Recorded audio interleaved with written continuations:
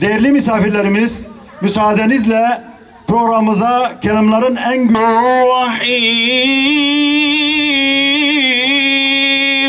وَاخْتِلَافِ اللَّيْلِ وَالنَّهَارِ لَآيَاتٍ لِأُولِي الْأَلْبَابِ. Ümit dolu bakışlar, Elif gibi dimdik duran adamlar gördüm. جماعة كلتكن أهلا وسهلا جيتن على راسي وعينك جيتن بهالسورج هذه كلتكن تسوني دستك رحمة الله على والديكن.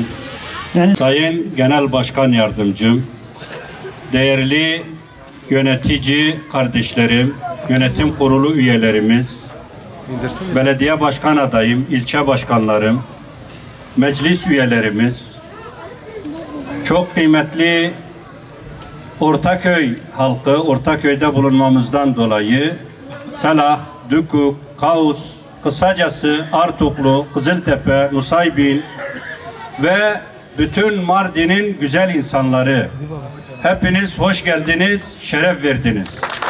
Bir hizmet yapmışsa hiçbir siyasi farklılık Değerli arkadaşlar, çok kıymetli Ortaköy'ün sakinleri, hepiniz lokal açılışına hoş geldiniz, sefalar getirdiniz.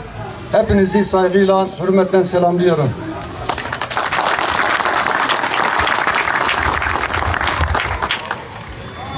Evet, bir seçime daha gireceğiz inşallah.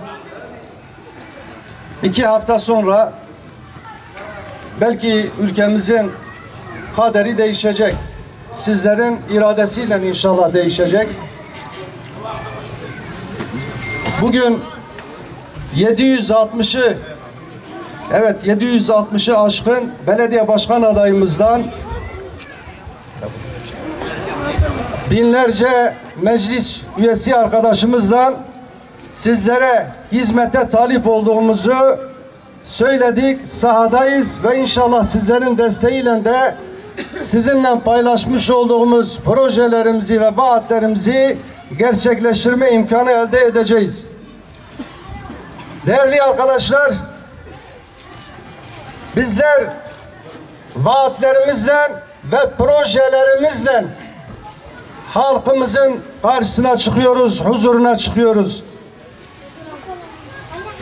Bunlardan bazılarını söylemek gerekirse, ki çok önem vermiş olduğumuz özellikle sosyal belediyecilik, kültürel belediyecilik bizim için de sizin için de çok önemli ve belki bugüne kadar istismar edilen ve gerektiği kadar üzerinde durulmayan hususlardır. Bununla ilgili olarak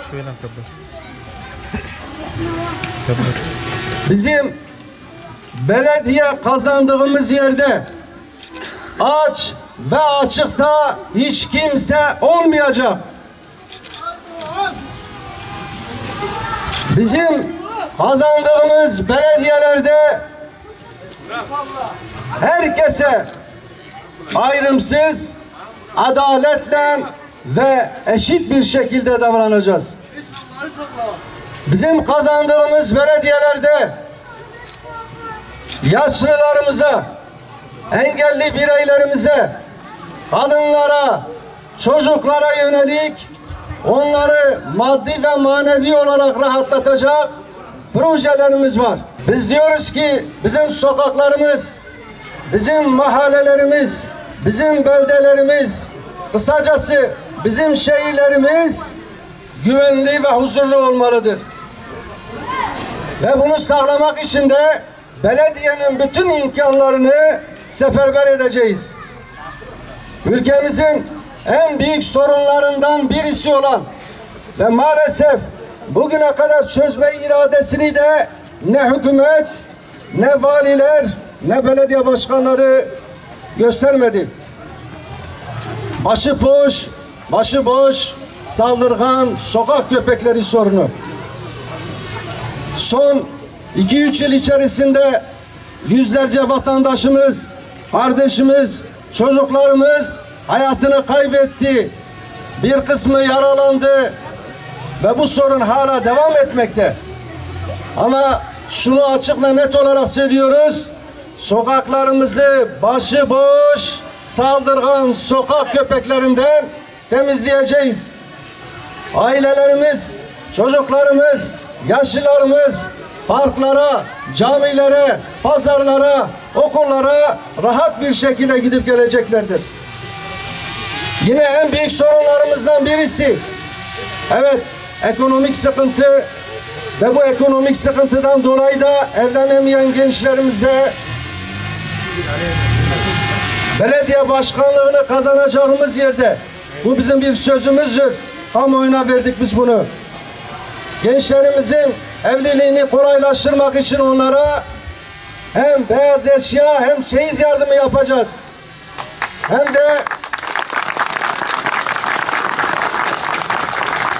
de belediyeye ait salonlar varsa o evlenecek gençlerimize ücretsiz olarak salonu tahsis edeceğiz düğün için. Bizim hedefimiz toplumun çekirdeği olan aileyi muhafaza etmektir. Ailen ne kadar güçlü olursa toplumumuz da o kadar güçlü olacaktır. Aileyi de bireyler oluşturuyor. Bireylerimiz, yani çocuklarımız, yarınlarımız ne kadar sağlıklı yetişirse, ne kadar sorunsuz olursa ve biz onları üretken bir gençlik, üretken bir gelecek nesil haline getirebilirsek, bu imkanı onlara verirsek, o zaman bu toplumun geleceği de olur. Dolayısıyla sokaklarımızı, bahçelerimizi, parklarımızı şu anda özellikle bölgemizin en büyük sorunlarından ikincisi olan uyuşturucu bataklığından da inşallah temizleyeceğiz. Uyuşturucuya bulaşmış olanları o bataklıktan kurtaracağız inşallah. Ve uyuşturucunun mahallemizde, şehrimizde yok olması için her türlü tedbiri alacağız. Bu da size olan ikinci vaadimiz olsun.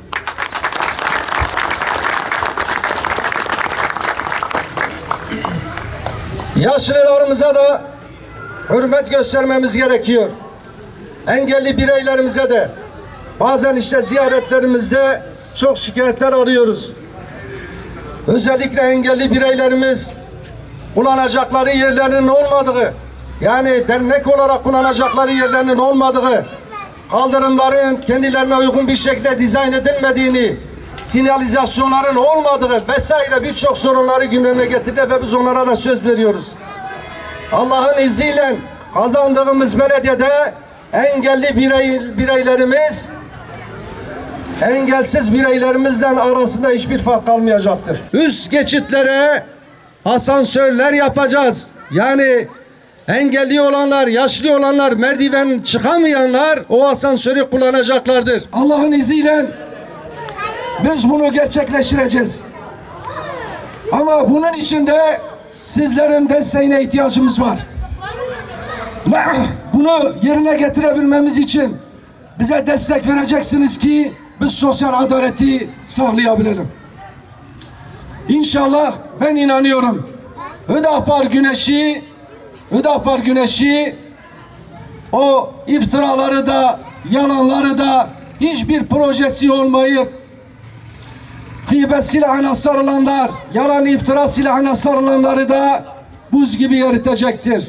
Hepinizi tekrar saygıyla selamlıyorum. Allah'a emanet olunuz. Elhamdülillahi Rabbil alemin ve salatu ve selamu ala Resulina Muhammedin ve ala alihi ve ashabihi ve etba'ihi ile yevmiddin. Erhamer Rahimin. Allahümme ensur men nasaraddin ve ahdil men khadalel muslimin bi rahmetike Erhamer Rahimin. Fatiha ma'as salavat. Evet.